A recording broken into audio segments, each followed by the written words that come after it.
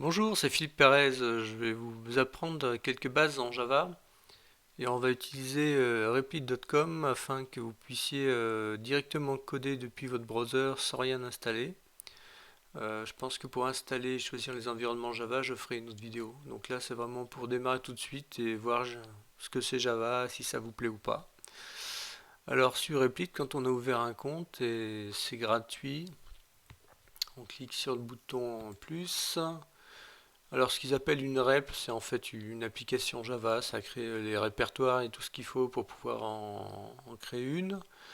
Donc, on choisit le template Java. On va appeler ça Java Beginner, le nom de l'application. Avec deux N, c'est mieux. Create rep. Et qu'est-ce qu'on a à droite? On a une machine en fait qui exécute Java à distance. Donc c'est pas très rapide, mais pour débuter, ça ira. Au centre, on a le code. Et à gauche, on a diverses choses, mais on a surtout les fichiers. Donc là, on peut écrire du code. On tape run, ça va l'exécuter. Des fois, c'est un peu long, des fois moins. Bon, si on a un compte payant, ça doit aller plus vite, j'imagine. Hello World. Donc là, on a affiché Hello World et on est super content. Donc, alors Java from scratch. Donc on a un fichier .java dans lequel on met le code Java. Alors dans Java, il y a ce qu'on appelle les classes. Les classes, ça permet d'organiser le code.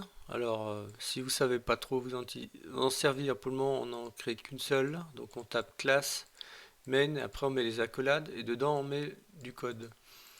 Alors il faut qu'il y ait au moins ce qu'on appelle une fonction. Une fonction, ça cette allure là.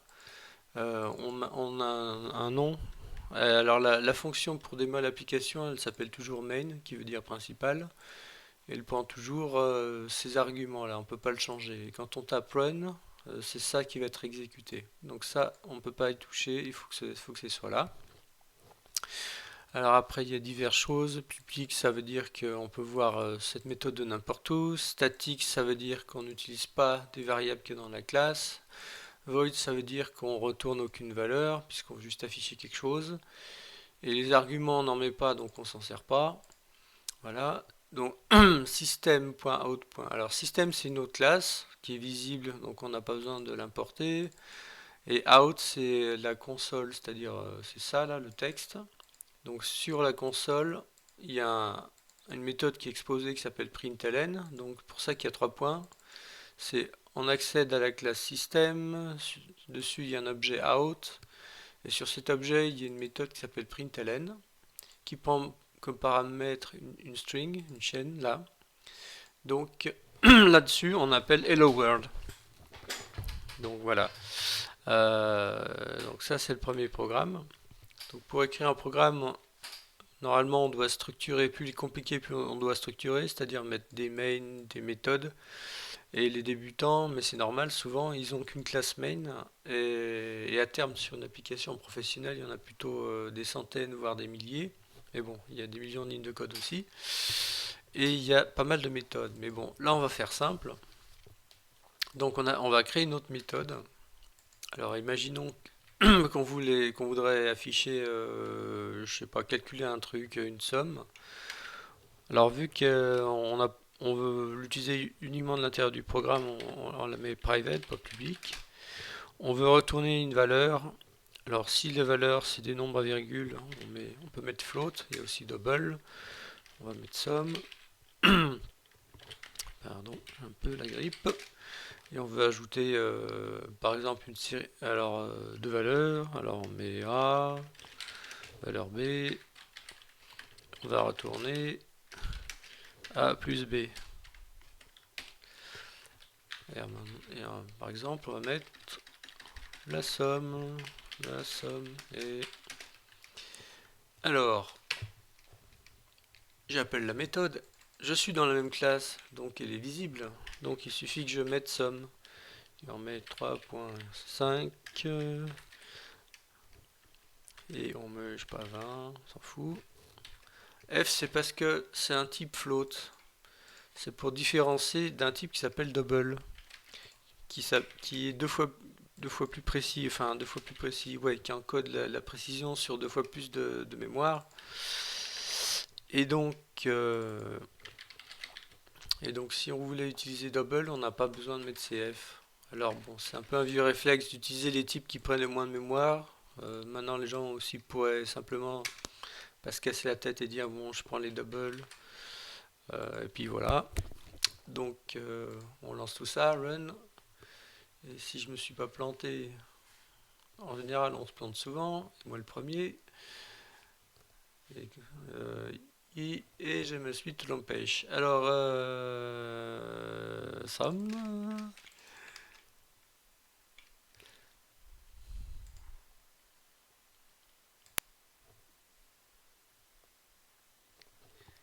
Car bien sûr, je n'ai pas mis le statique. Alors statique, pourquoi? Parce que je suis toujours dans... Je décide que je ne vais pas utiliser les variables qu'on pourrait mettre dans une classe. Les variables qu'on met là. Alors pour le moment, j'en parle pas, donc on met statique.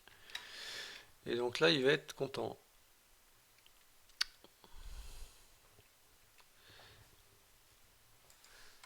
Pendant qu'il fait ça, la somme est 33,5 et on est super content. Bon. Alors maintenant, imaginons qu'on veuille afficher autre chose. On veuille afficher une liste de personnes. Alors on va commencer à mettre ce qu'on appelle des membres dans la classe. C'est-à-dire une classe, c'est à la fois des traitements et aussi des données. Donc là, toutes les méthodes, c'est la partie traitement. Et là, on va mettre la partie données. Alors ce que je mets là, c'est un commentaire. C'est pas obligatoire, mais c'était juste pour bien matérialiser les choses. Alors imaginons qu'on veuille afficher une liste de personnes. Alors, bon, pour le moment, on n'expose pas ça. Alors une liste, faut le savoir, c'est ça. Euh, donc pour le moment, je vais faire simple, liste et liste. Alors les objets, ça se crée. Une classe. Alors une différence entre une classe et un objet. Une classe, c'est en fait un template d'objet. Donc c'est un modèle. Et puis quand vous voulez créer un objet, bah, vous vous appelez new. Donc c'est un peu comme si la classe était le plan d'une maison et quand vous faites new, vous créez la maison. Donc si plus, à chaque fois que vous faites un new, vous créez une nouvelle maison sur le modèle de la classe. Donc par exemple, si je veux créer une personne, je vais dire ce qu'est une personne. Alors une classe, on les met à part. Donc par exemple, je vais créer la personne. Là-dessus, ajouter un fichier. On va appeler ça personne.java. Voilà. Donc la classe, elle est bon, elle est publique si on veut. Pour le moment, on s'en fout. On est dans le même programme. C'est pas super important. Donc on va appeler personne. Alors cette fois la classe, elle a des qui est vagondant. Et oui, bien sûr, classe. Voilà.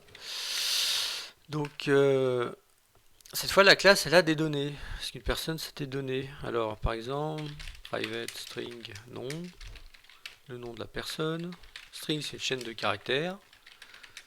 Private string prénom. Décidément, je tape super bien. Prénom. Et ensuite, on a un âge. Alors, on va juste mettre les années. Donc, private int, c'est un entier. Alors, année. Donc, un entier, c'est un nombre qui n'a pas de virgule, pour faire simple. Il y en a différentes catégories qui ont une taille plus ou moins grande.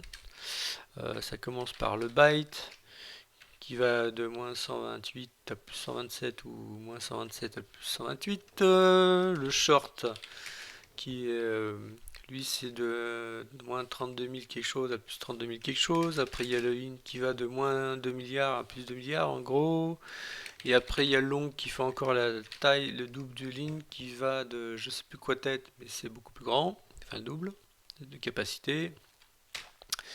Donc nous, on prend un int parce que à la base, quand c'est pas un nombre à virgule, on prend celui-là, quand on pinaille pas trop. Donc voilà. Alors maintenant, cette classe, comment je mets des valeurs? Alors il y a ce qu'on appelle un constructeur. Constructeur, c'est une méthode qui porte le nom de la classe et on lui passe en paramètre les valeurs qu'on veut mettre. Donc le nom. Alors si je mettais n, si je mettais p, je mets int année. Alors maintenant, comment... Alors, un truc intéressant, comment je sais si je mets nom, le nom prendra cette valeur n, et puis si je mets prénom, ce sera p, et puis l'année... Alors l'année, tiens, j'ai mis le même nom, alors comment il va faire la différence si je mets année égale année, comment il va savoir qui est qui?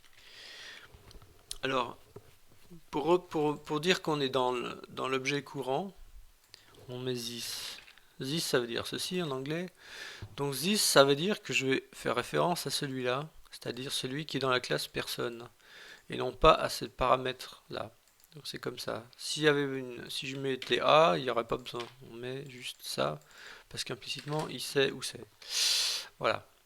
Bon, maintenant si je veux y accéder depuis l'autre, je pourrais ne pas le mettre private. Si je mets pas private, que je mets ça, et ben je pourrais directement afficher dans l'objet main ces valeurs, mais on va faire les choses proprement, donc c'est private, et on crée une méthode qui s'appelle un getter. Cette méthode sert à juste de façon extérieure à accéder à ces valeurs. Alors par exemple public, alors il y a une convention, c'est de mettre get devant, et on met le nom, get nom pour voir le nom. Là, return nom. Après, ben, je copie, c'est pareil. Si je veux retourner le prénom, ce serait get prénom. Avec toujours la faute de syntaxe qui va bien. Et ensuite, public. Et on n'oublie pas, comme j'oublie la valeur qu'on retourne, c'est une chaîne de caractères. Ensuite, un int. Un int, c'est l'année. Alors, get année. Et on retourne l'année. Et c'est super. Et j'ai fait une petite faute de syntaxe là. Et voilà. Et non. Et oui. Et yes. C'est décidément. Voilà. Sans le café, ça va pas bien. Ok. Donc, on a créé une personne.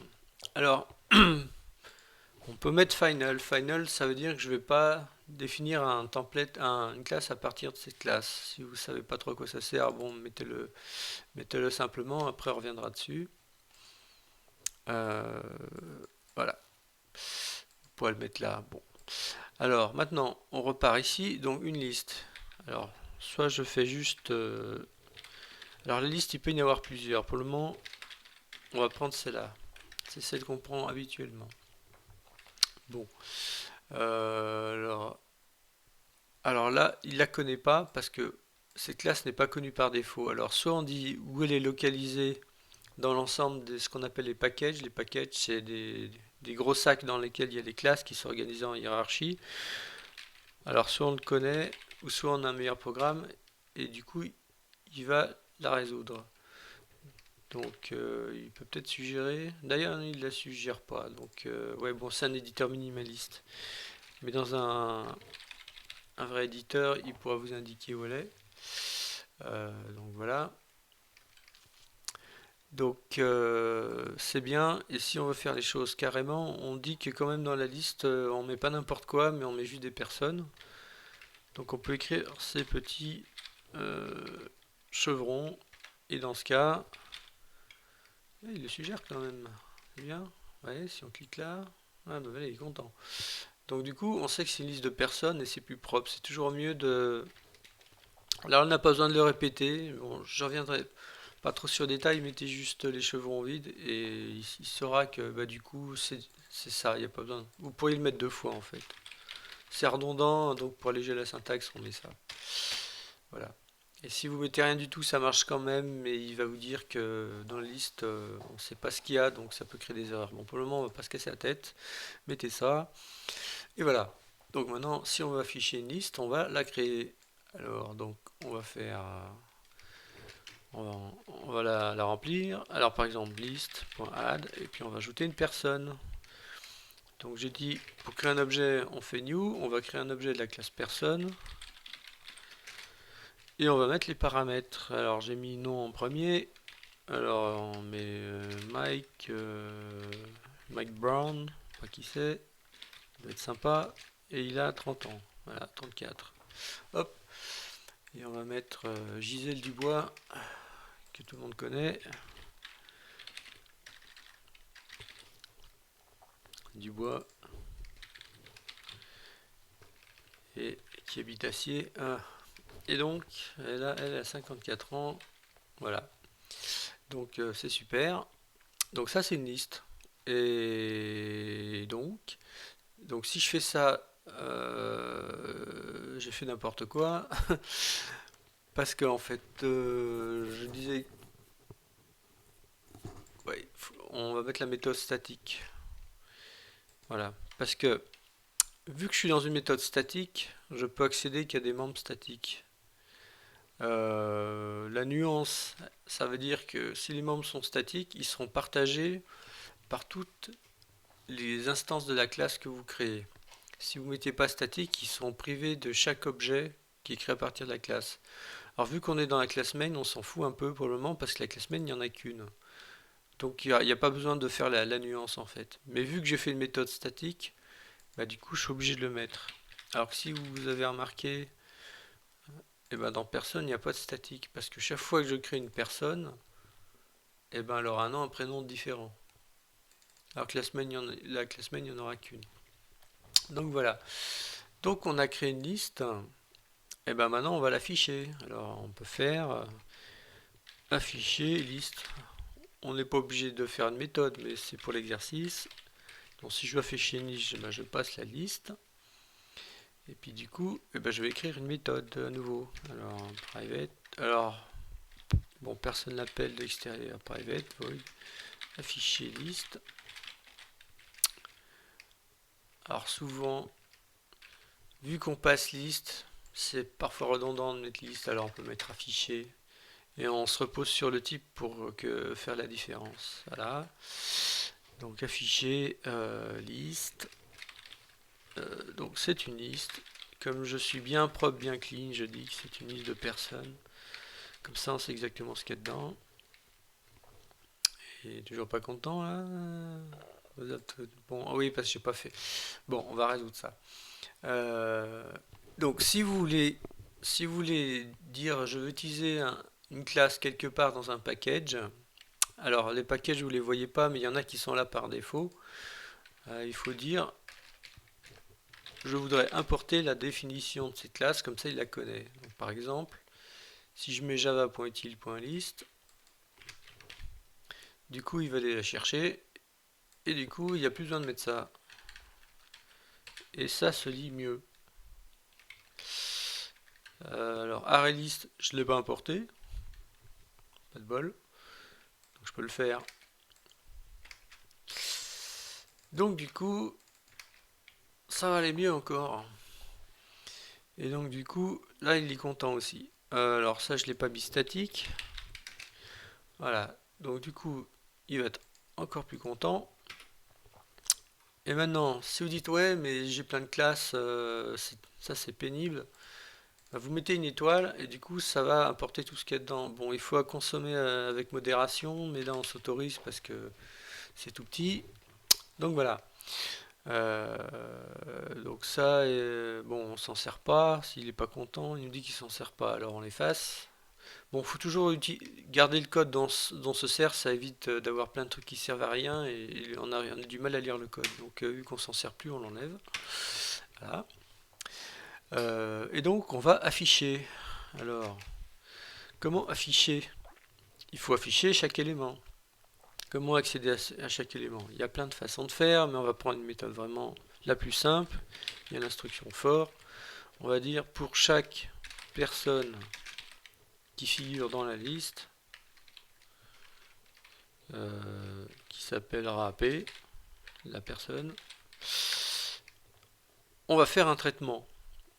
Alors on pourrait par exemple l'afficher à l'écran. Système, comme on a vu. Donc je vais dans la classe système.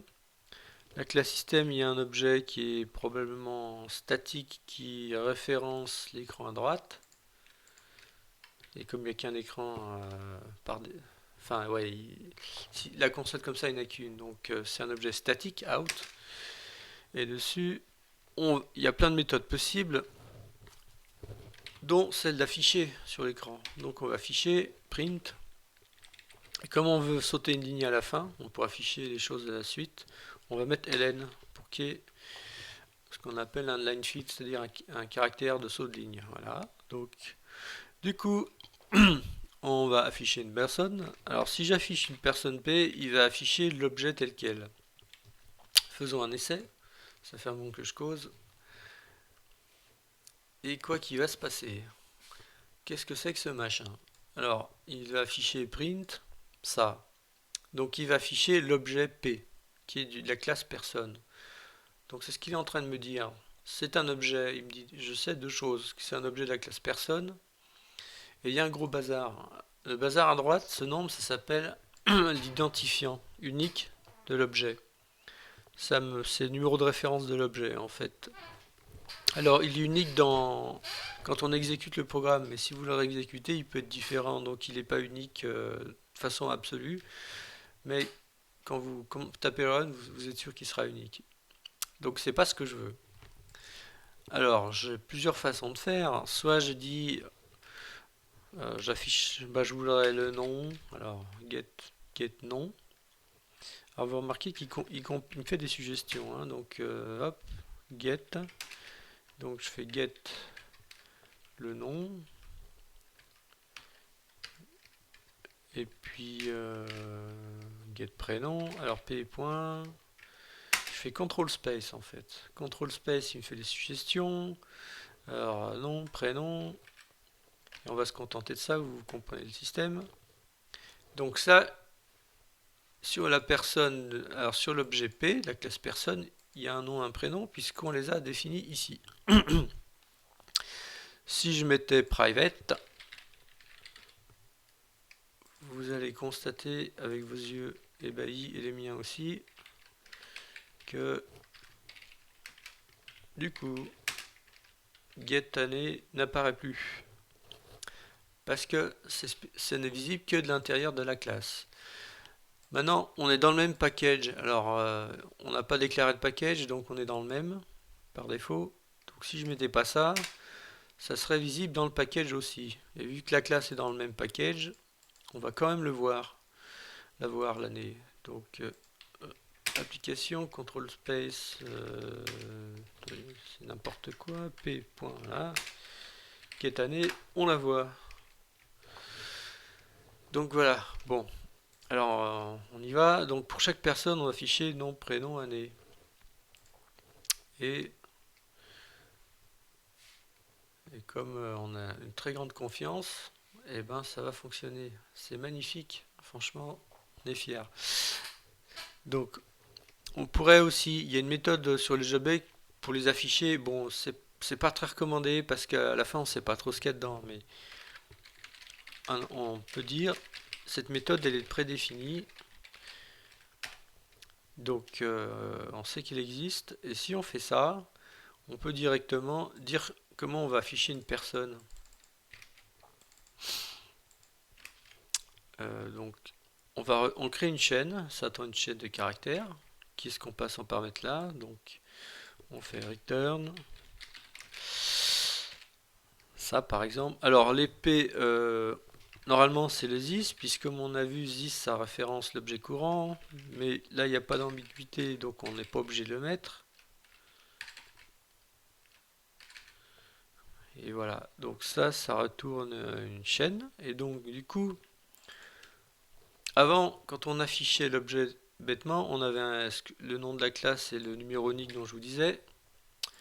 Mais ceci était l'implémentation par défaut de cette méthode. Maintenant qu'on l'a modifié, il va utiliser notre définition. Et donc là, ça marche quand même. Voilà, on voit le nom, la personne. Bon. Alors après, dernière chose peut-être, on va trier cette liste. Pour pas que le cours soit trop long, après je pense que je vais garder l'exemple et puis je le continuerai en rajoutant des choses en fait petit à petit. Comme ça on pourra suivre les vidéos une à une, ça fera moins long et puis je chercherai des sujets, genre ajouter une interface graphique, etc. qui fait à partir d'un programme tout pourri comme ça. On va commencer par faire plus de choses et on va voir de plus en plus de concepts en fait. Si ça vous tente, moi ça me tente. Alors, donc on va finir aujourd'hui pour la séance par trier cette liste parce que là c'est MG, c'est l'ordre, c'est n'importe quoi. Par exemple, si on mettait Z de Mike, non, allez, on va mettre un P comme Patrick. Patrick. Patrick. Patrick. Patrick des briques. Voilà. Et ben là, c'est pas trié. Et donc, c'est mal. Et comme on est des gens bien, on va trier. Alors, donc, on va encore avoir. Alors, il faut les connaître. Donc, dans le kit de développement en Java, il y a une documentation en fait. Donc là, on la voit pas. Bon, allez sur Google, que j'ai pas par défaut, et mettez par un truc qui s'appelle Javadoc. C'est la documentation Java. Bon, normalement, il faut suivre la version qu'on a. On va prendre la version 8. Et là, vous voyez toute la liste des bazars qu'on a utilisés. Et là-dedans, on va trouver système, par exemple. Bon, je vais chercher en manuel parce que voilà, système, elle est ici, Y, ah, allez, essaye encore, système, oh, ça m'énerve ça, système, là voici, et on avait parlé de out, vous voyez qu'ils se sont définis là, donc, dans la classe système, il y a un objet statique, comme nous on a des statiques, parce qu'ils sont uniques pour la classe, et il y a le fameux out qu'on a utilisé. Et sur le out, si on va sur la documentation, c'est un print stream. Bon, le print stream c'est sa classe, et il a des méthodes. Et parmi celles-là, on a les méthodes qu'on a utilisées. Println, qui peut accepter plein de choses, puisqu'on peut afficher tous les types Java, et en particulier la chaîne. Donc c'est celle-là qu'on appelait println.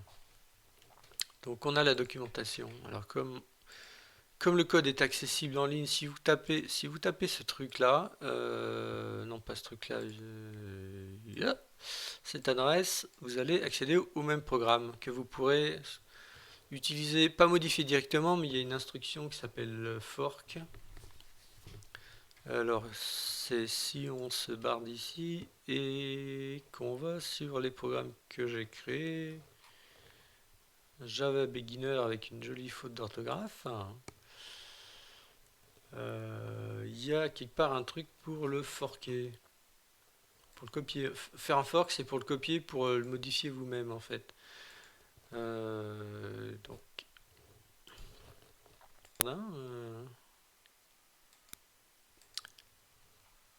Et donc pour forker le programme,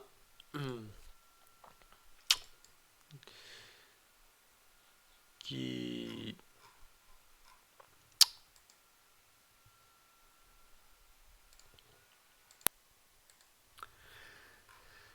donc si vous cliquez dessus, là il y a fork.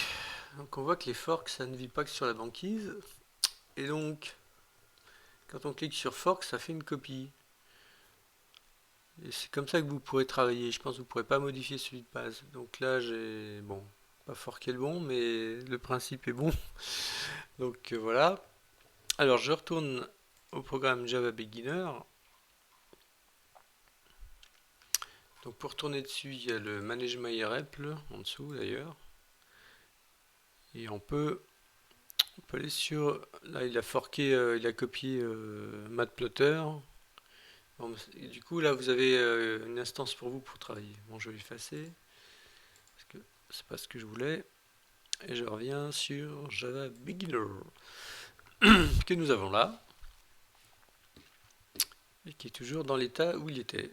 Donc après, si vous voulez passer votre super programme à des amis, vous avez qu'à copier cette URL et vous ouvrez un navigateur.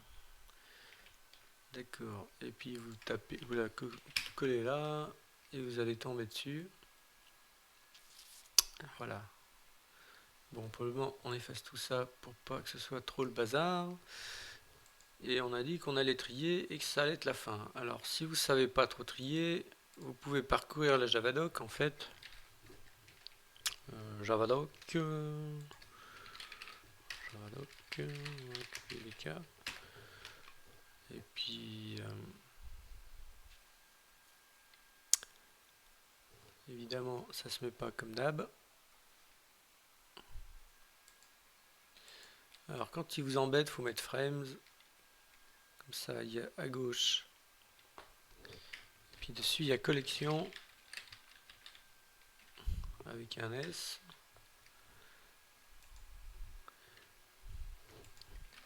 Et puis il y a le tri. Alors, donc nous, on va trier une liste. Et si vous voyez comment c'est écrit, il y a un T. Parce qu'on ne sait pas ce que c'est. Alors, on ne sait pas les objets qu'on trie, on peut trier n'importe quoi. Donc on va trier un objet qui est comparable. C'est-à-dire on peut trier que les objets qu'on peut comparer. Donc c'est ce qu'on va faire. Alors on va retourner à notre bazar à nous. Et pour dire qu'on peut trier, on va étendre notre classe, on va dire moi je peux la trier. Comparable. Comparable. Et alors, faut le savoir, on doit dire que je trie un objet de ce type là. Et après, on va implémenter une méthode qui s'appelle compare.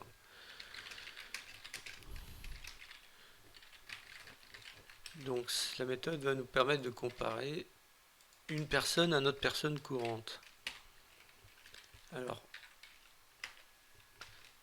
le truc c'est de savoir si la personne est égale, supérieure, inférieure, et pour ça on doit retourner un nombre qui est moins 1 ou 0, suivant que c'est inférieur, supérieur ou égal, et ça lui permettra de trier. Alors par exemple, bon, on peut aller trier par année. Alors on va retourner l'année lui, moins mon année. Bon, il faut savoir, ça lui suffit pour trier, mais normalement on doit aussi implémenter la méthode pour savoir s'ils sont égaux pour être cohérents. Pour savoir si cet objet est égal à un autre. Bon, généralement c'est une méthode qui est un peu lourde parce que l'égalité des objets c'est un peu contextuel et si on veut trier d'une autre façon on est un peu embêté parce que là on peut pas changer le tri. Donc plutôt que faire ça qui est un peu lourd, on a une autre façon. Je la déconseille parce que le tri, c'est vous pouvez vouloir trier par nom, par prénom, par année, etc. Euh, donc il vaut mieux utiliser une autre écriture de la méthode. Donc on disait c'est en collection.sort. Alors vu que c'est statique, bon moi je sais que ça existe. Et on va lui passer directement un truc qui s'appelle un comparateur. Et donc du coup on lui dira dans le contexte de ce qu'on fait comment trier. Donc ce sera plus simple. Alors maintenant je découpe mieux le truc. Si vous tapez new, vous attendez un peu et vous faites maintenez CTRL gauche et space, il va vous proposer ce que vous pouvez mettre, ce qui est pratique. Et alors le cube c'est un package, donc il vous dit que ben si vous voulez le package dans le package il y a une classe comparateur, alors qui correspond à ce qu'on peut passer en paramètres. Vous cliquez dessus et puis il commence déjà à vous le remplir. Alors avec des conneries parce que t c'est juste une variable et nous c'est des personnes. Donc personne. Voilà. Parce que là où il n'y a personne, nous on va mettre quelqu'un. D'ailleurs il se plante un peu, ouais c'est pas terrible. Bon allez. Nous on sait que c'est public int compare personne et machin. Il l'a mis deux fois. Ouais ça marche plus ou moins bien en fait leur truc. Bon. On va se le taper à la main. New comparateur personne.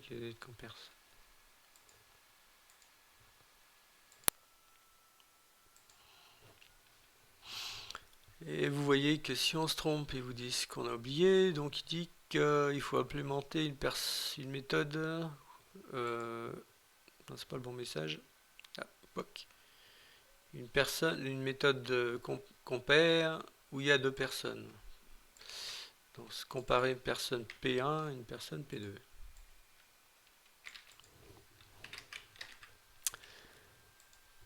Et par exemple, on va faire, pour les comparer, P2.getAnnée moins P1.getAnnée. Et du coup, on a implémenté le comparateur. Et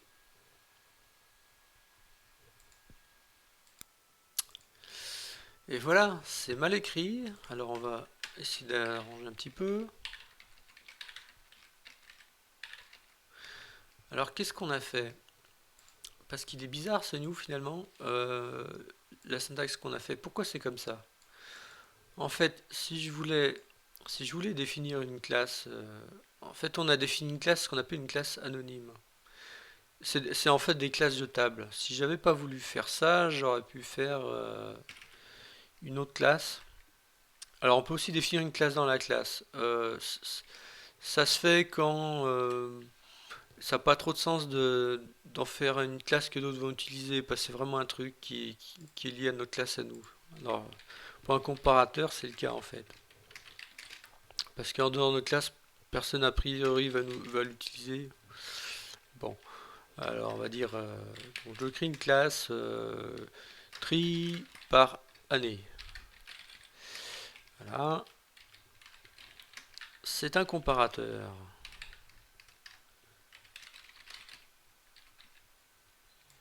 Implement, c'est un comparateur de personnes.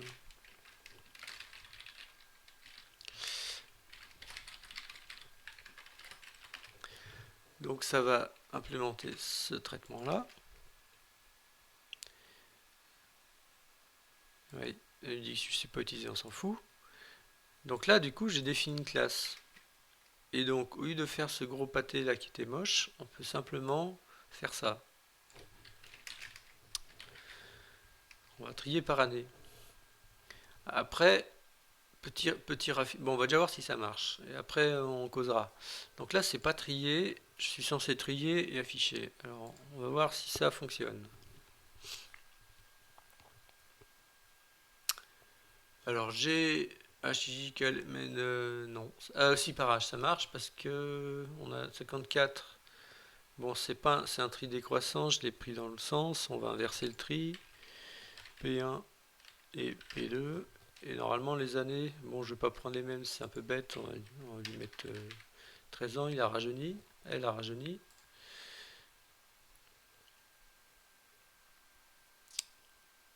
Et donc, cette fois, j'ai encore l'image, c'est pas malin. Allez, 30. Ah, lui, il a vieilli, pas de bol. Voilà. Là, c'est trié. Et si on inverse la logique, on peut faire un moins. Ça va se trier à l'envers.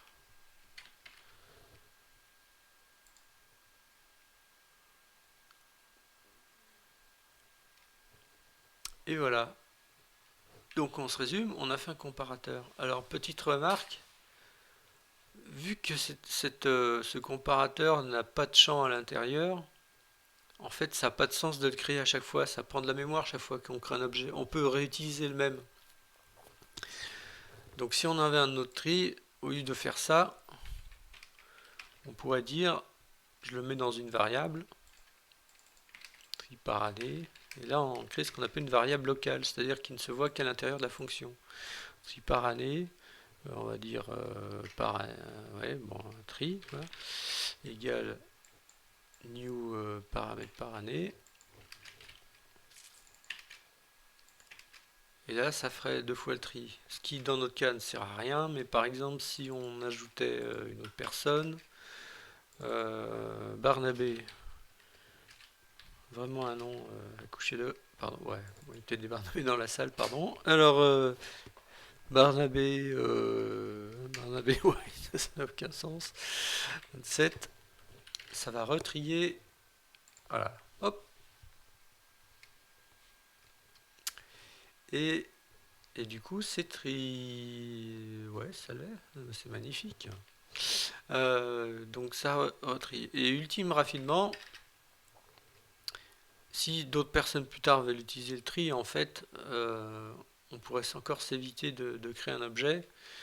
Donc ce qu'on fait, on dit dans notre classe, vous vous rappelez le système .out, c'est-à-dire une classe permet d'exposer un objet statique qu'on utilise, bah nous on va faire pareil. On va dire,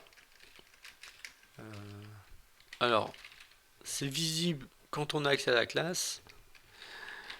Alors public statique, un tri par année, on va mettre année, c'est une constante. Je mets en majuscule, c'est un peu les constantes, on fait comme ça en fait. C'est une convention pour qu'on repère tout de suite, même si pour l'out ils l'ont pas fait, mais quand on code en général on fait ça. Donc voilà. Et que public static tri par année, oui. C'est une classe, pas content. Égal new, voilà. Donc ensuite, du coup on n'a pas besoin de faire ça. Et on va faire ce qu'on faisait ça. Et du coup ça va trier par année. Et on relance, on vérifie toujours.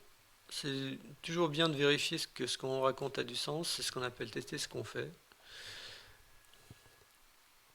Et voilà, ça marche. Donc voilà un programme un peu moche, mais qui qui a déjà expliqué pas mal de concepts, de classes, de méthodes, de variables. Et on va continuer cet exemple, je pense, dans la prochaine vidéo, dans une certaine direction pour apprendre plus de Java. Donc vous voyez que même avec un éditeur en ligne, on peut déjà faire des choses. Et du coup, même en étant dans le train avec une tablette, vous pouvez utiliser ce programme. Donc c'est ça qui est pratique, ça permet d'apprendre sans avoir trop de matériel. Donc je vous remercie de m'avoir supporté et suivi et je vous dis à bientôt pour une prochaine vidéo. Bon code à vous. Au revoir.